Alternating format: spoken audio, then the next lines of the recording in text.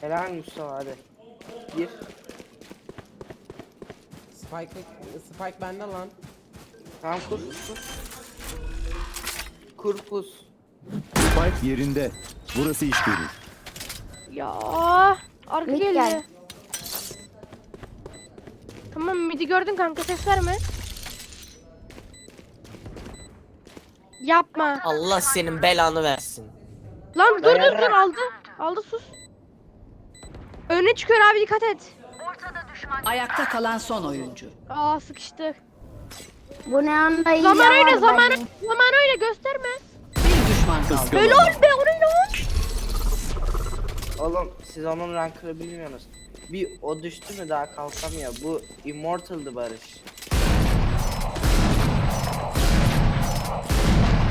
Oğlum herkes de immo bu lan. Tek tabanca. Ben mi bro?